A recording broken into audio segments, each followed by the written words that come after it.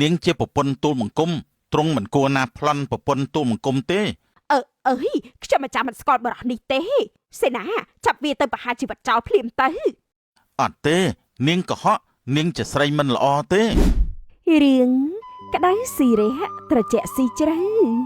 និទានអំពីនារីពីរនាក់រស់នៅផ្ទះជិតគ្នាពួកគេមានរូបសម្រស់ស្រស់ស្អាតណាស់ថែមទាំងមានចរិយាប្រពៃផងដែរហេតុនេះនារីទាំងពីរគឺជាទីប្រាថ្នានៃកំឡោះគ្រប់គ្នានូនណាឯងចូលបន្លាយនេះខ្លះទេគ្នាជូនអញណាអរគុណហើយផារិកាខ្ញុំកំពុងតែចង់ហូបសាឡកកូផងណាចាំចិនគ្នាដួសជូនឯងមួយចានចាអរគុណហើយណានេះស្នៃផងដែរមិនដែលទៅណាឆ្ងាយទេព្រោះគាត់ពេញចិត្តក្រមុំទាំងពីរនោះណាគាត់តែងតែមកលួចមើលនិងគិតថាអ្នកណាសមជាងប្រពន្ធគាត់ជាងផងដែរពិបាកសម្រេចចិត្តណាទាំងស្អាតដូចគ្នាហើយមានចរិតដូចគ្នាទៀតគិតយ៉ាងម៉េចទៅណោះភ្លាមនោះចៃចែមក៏បានដើរឆ្លងកាត់មកអូនឹកឃើញហើយបឆោតចិត្តសិនគិតបែបនេះហើយនីស្នៃឃើញថាចៅចែមដើរឆ្លងកាត់គាត់ក៏បានហៅចៅចែមមកចិត្តនិងបាននិយាយថាអាចៅចែមមកនេះតើមានការអ្វីដែរបងស្នៃបងចង់ពឹងឯងឲ្យយកទឹកទៅជះអូនសុផារីនិងអូននួនហ្នឹងណាមិនបានទេបើបងសុផារីកាឬក៏បងនួនវីខ្ញុំគិតយ៉ាងម៉េចវិញមិនសមទេណាបងស្នៃអើយមិនអីទេបងសាកចិត្តពួកនាងតែចាំបងឲ្យប្រាក់ឯងណាចុះឯណាប្រាក់នោះនេះប្រាក់ឆាប់ទៅធ្វើរឿងហ្នឹងឲ្យបងបន្តិចមកទៅលឿនឡើងបានប្រាក់ហើយចៃចៃក៏បានយកទឹកទៅជះលើសុផារីកាឡើងជោគតែម្ដងតើមានរឿងអីទេមិនក៏យកទឹកមកជះបងបែបនេះ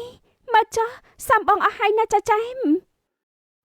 ខ្ញុំសុំទោសខ្ញុំលះហើយណាបងផារីកាអេចៅចែមក្មេងតូចនេះចាំមែនចៃចែមមិនតន់អស់ភារកិច្ចទេគឺជះទឹកដាក់នាងនួនបន្តនោះអីបងនួននេះណែអូយសើមអស់ហើយចៅចែមមិនក៏ឯងជះទឹកដាក់បងអញ្ចឹងមកដែរភ្លាមឆាប់មកឲ្យបងវាយសិនបងនួនខឹងមែនទេបងខឹងមែនហើយកុំតន់ទៅមកក្បែរបងមកណាបងស្រោចទឹកឲ្យឯងសិនដើម្បីឲ្យឯងយល់ពីអារម្មណ៍ថាមិនមែនឯងសប្បាយបងសប្បាយតាមទេណា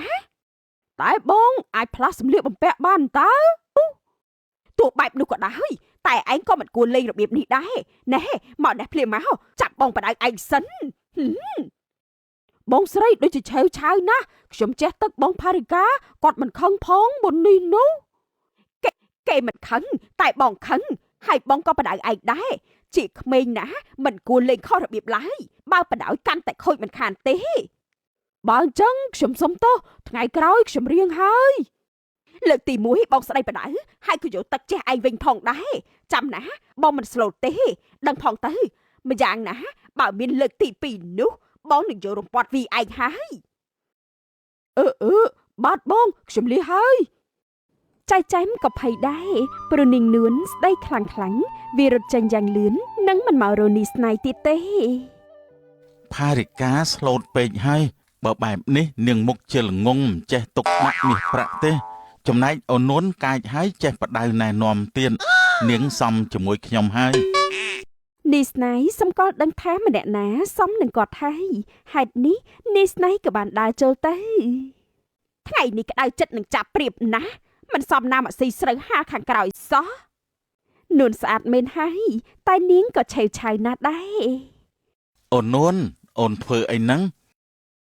ចាបងខ្ញុំកំពុងតែខឹងចាប់ព្រៀបនឹងណាវាមកស៊ីស្រូវមិនឈប់សោះឡើយចេះទុកដាក់នឹងហួងហែងបែបនេះគឺល្អហើយបងចង់បានណាស់បងនិយាយមានន័យថាយ៉ាងម៉េចហ្នឹងគឺបងមិនលាក់បាំងអីទេ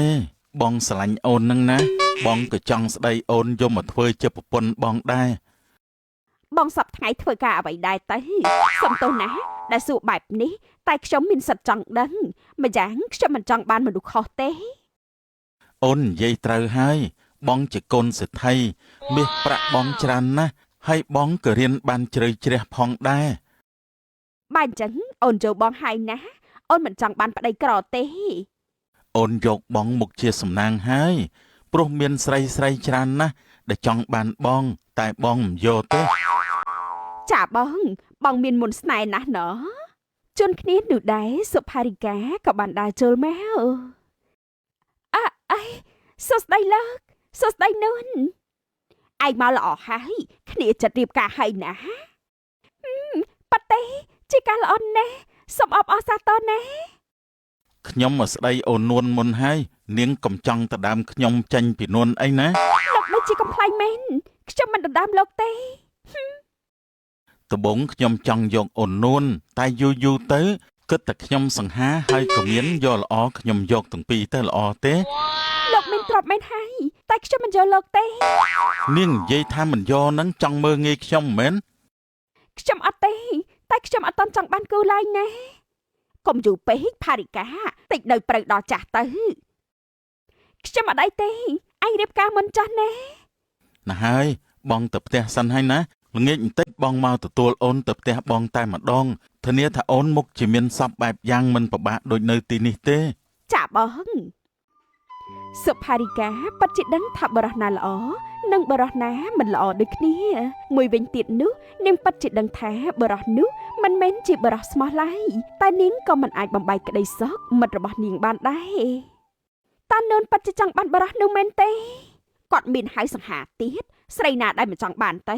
អេត្រូវហើយមុននេះឯងមានការអ្វីដែរមែនទេគេនៅក្នុងរាជវាំងមានការជ្រើសរើសស្នំម៉ែភូមិបានដាក់ឈ្មោះគ្នាទៅហើយចំណែកឯងក៏មានឈ្មោះដែរថាម៉េចតែគ្នាមានបរោះនោះចូលស្ដីទៅហើយមិនក៏លោកមេភូមិដាក់ឈ្មោះគ្នាបែបនេះព្រោះថ្នាក់លើមានបញ្ជាឲ្យយកពីរនាក់លោកមេភូមិមានប្រសាសន៍ថាពួកយើងទាំងពីរនាក់ស័ក្តិសមជាងគេនេះគឺជាកិត្តិយសទៅណាខ្ញុំដឹងនេះគឺជាកិត្តិយសធំណាស់តែថាស្នំក្នុងវាំងក៏ច្រើនតែខ្ញុំមិននឹងអាចធ្វើឲ្យព្រះរាជាចាប់អារម្មណ៍បានទៅខ្ញុំមិនចង់ឯកោទេខ្ញុំចង់នៅជាមួយបរោះនោះវិញល្អជាងតាមចិត្តឯងចាស់អញនិយាយជាមួយលោកមេភូមិបានណាចំណែកគ្នានឹងចូលវាំងហើយចាទៅធ្វើអ្នកបំរើចោះគ្នាមិនទៅទេសុផារិកាក៏មិនចង់ចូលវាំងដែរព្រោះនាងខ្លាចគ្មានសេរីភាពតែនាងក៏មិនអាចប្រកែកព្រោះនាងគិតថានេះជាមេរៀនជីវិតសម្រាប់នាងហើយខ្ញុំក៏ស្អាតខ្ញុំគិតថាកូនសិទ្ធិនោះមិនសមនឹងខ្ញុំទេអ្នកដែលស័ក្តិសមគឺព្រះរាជាទៅវិញទេច្បាស់ណាស់បើខ្ញុំបោះបង់ឱកាសនេះវាគួរឲ្យស្ដាយពេកហើយ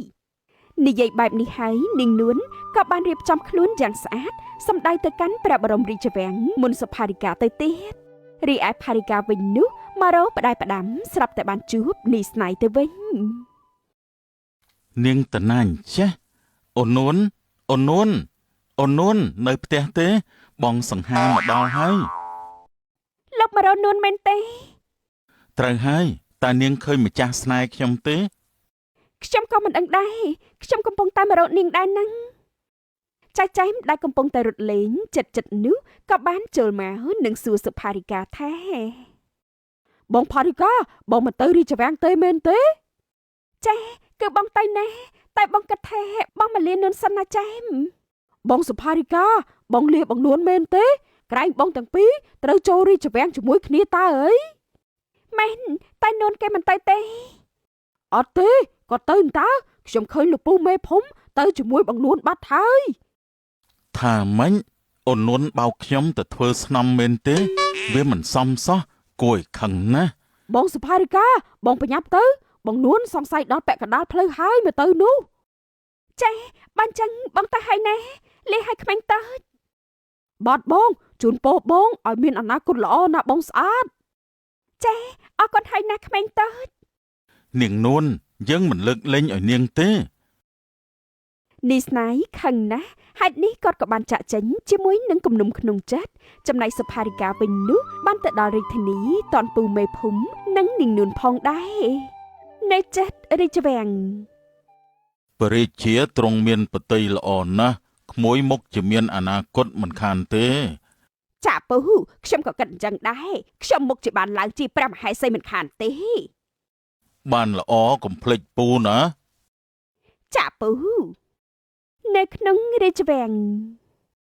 តើនាងជាស្នំថ្មីដែលលោកមេភូមិជ្រើសមកមែនទេក្រាបទូលព្រះអង្គពួកគេទាំងពីរជានារីស្អាតដាច់គេ ហើយក៏មានចរិតប្រពៃលើសគេដែរក្រាបទូលលោកលំបាកពេកហើយលោកទៅយករង្វាន់ហើយទៅសម្រាកចុះ